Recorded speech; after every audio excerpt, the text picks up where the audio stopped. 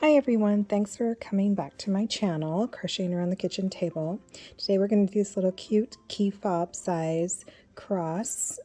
These are great for church events or for the holidays.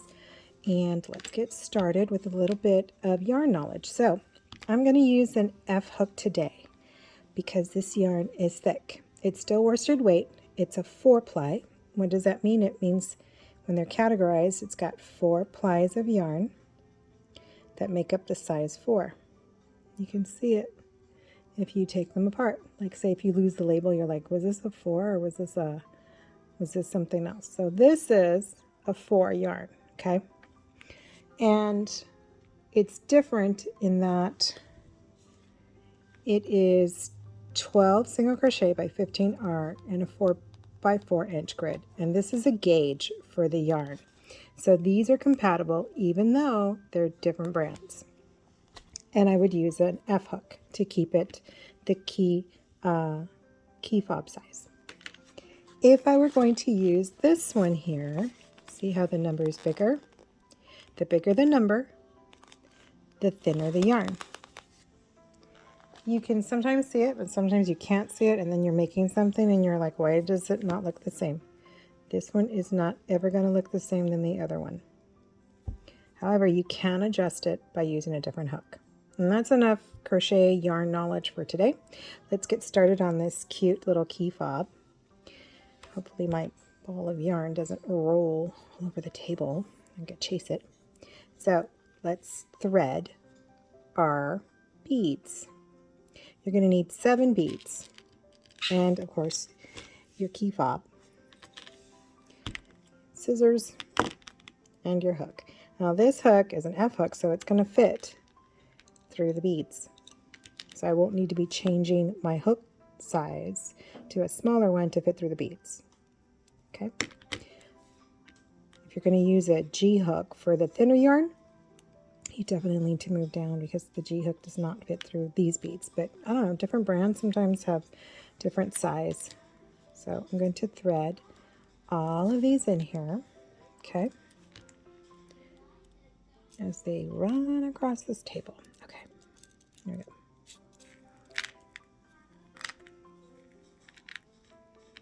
Okay, all right. If you like my content, please subscribe or hit a like, even a comment. I am planning on making some more patterns. I'm just finding the time to make these videos a little complicated. Especially when I have planes flying around and I'm thinking you can hear my daughter in the background singing away, and probably the dog will get ready to bark here in a few seconds. So let's get started with the cross keychain. I'm going to slip knot. This is how I do it. You do it your way. It's just how easy it is for me to figure that out and keep it tight. I just couldn't figure it out any other way. I always had loose knots. So we're going to single crochet 6. Chain 6, not single crochet. How can we single crochet? So chain 6, 1, 2, 3, 4, 5, 6. 6 chains. From the hook, we never count this one. We count this 1, 2. Place a single crochet into that second chain from the hook, and then we're going to chain 3. 1, 2, 3. Spam colors. Spam colors. Always, always, always. Always this time of day too. Okay, we chained 3. There's a bead. I dropped the loop. I'm going to insert the hook on this side of the bead, grab the loop with the hook, and bring it through. Okay? We're going to pick up that loop again, and then we're going to insert a single crochet in the last chain. Okay? Chain 1, turn, insert a single crochet in that last single crochet you made in the previous row. Chain 3, 1, 2, 3. And we're going to drop that hook. Getting all tangled up here. Okay. And to move that bead closer, insert the hook, place the loop, pull it through, and turn back. So you can finish that row. 1 single crochet in the last single crochet. Well, the only single crochet, of course. The single crochets are going to be on the end and the chains are going to be in the middle. Chain 1, turn, single crochet into that single crochet you just made, and chain 3. 1, 2, 3. Drop the hook, grab a bead, bring it closer, insert the hook, grab the loop, pull it through, slide that bead onto that chain 3 you just made, and single crochet again into the last single crochet. Okay, chain 1, turn, single crochet into the last single crochet made, chain 1, 2, 3. Okay, we're going to grab 3 beads. Oh, there we go. Yes, my frustration is real. Okay, we're going to insert, I want to see if this works. It did, and there's room enough to put a little loop on there, my little loop, and I'm going to see if I can pull it through. Cross your fingers. There we go. And it came out the other end. Slide it onto those chain 3, and grab your loop again, single crochet into the last one, chain 1, turn. You're going to place the last bead, of course, single crochet, chain 3, 2, 3, 1 bead left,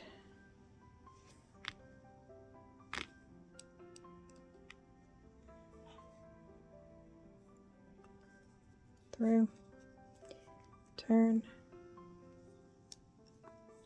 Okay, and replace a single crochet in the last one. You don't see it because it's got that V. Make sure you do it through the 2 loops. Okay, chain 1, turn, single crochet in that last one. Don't worry about it being a little geepy there.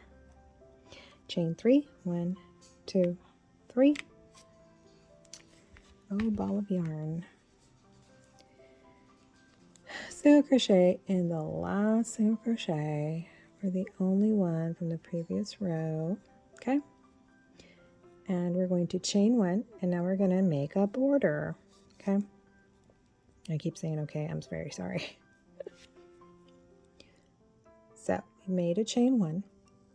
We're going to make a single crochet in this space, just right there.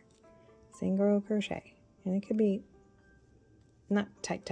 Let's not do it tight, because we're not going to make the border in the edges here. We're going to put it into the spaces.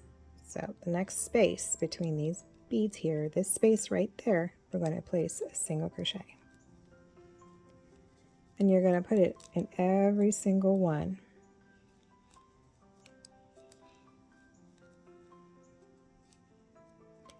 Just the spaces.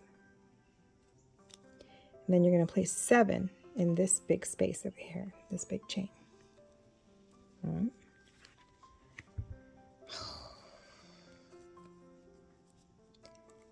2, 3, 4, 5, 6, and 7. Make sure I count that.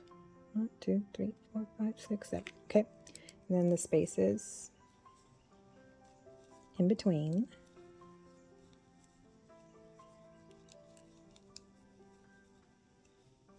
Oh, I'm so glad the plane stopped. There we go. Single spaces all the way across. Don't worry about it curling up. We'll straighten it out in a second. We're handling it right now. And place 6 in this one. That started 1 because you already had one there. So place 5 more. 2, 3, 4.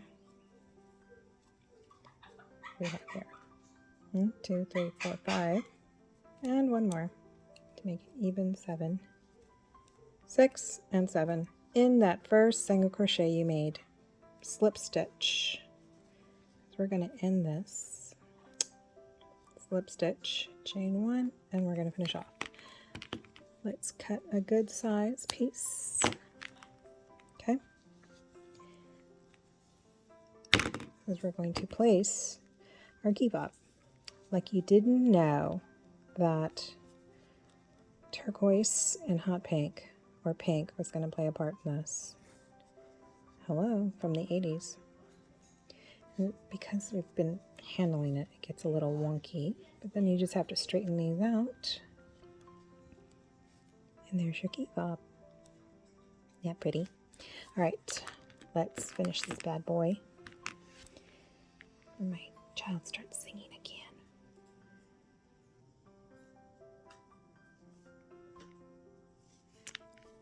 All right, so we're going to slip this needle in between these two parts right here. You see where you ended it? Slip it through there.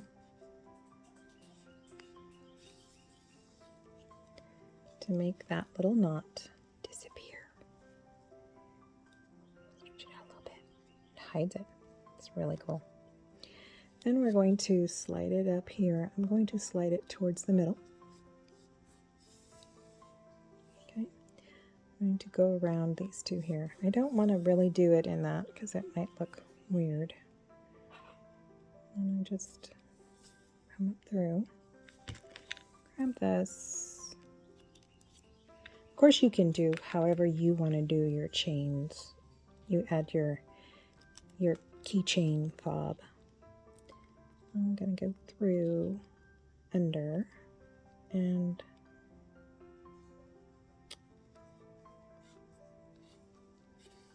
just like that.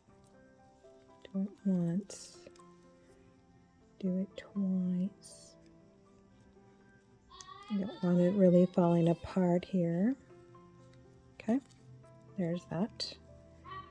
Okay, and then I'm going to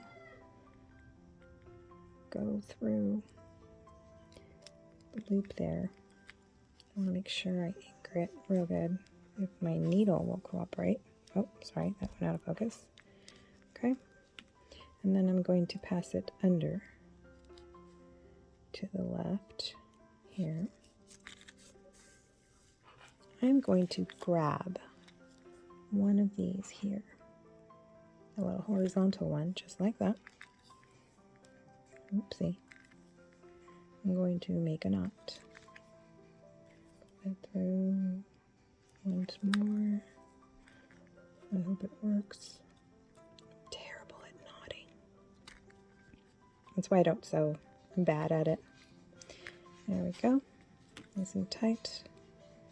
Pass it through these stitches here. And if it works out right, it should disappear underneath there.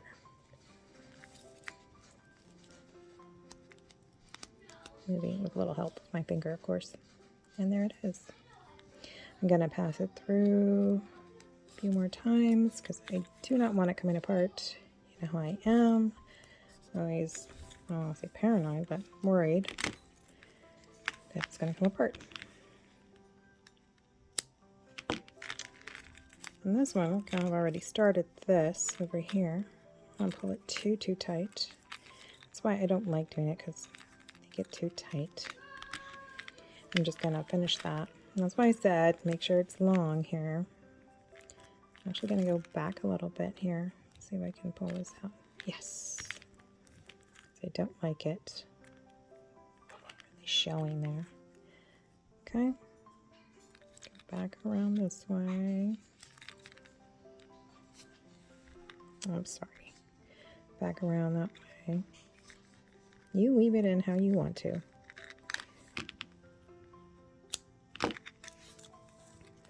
And there we have a pretty cross keychain fob. Isn't that cute? I love it. It's me. And then we have this one.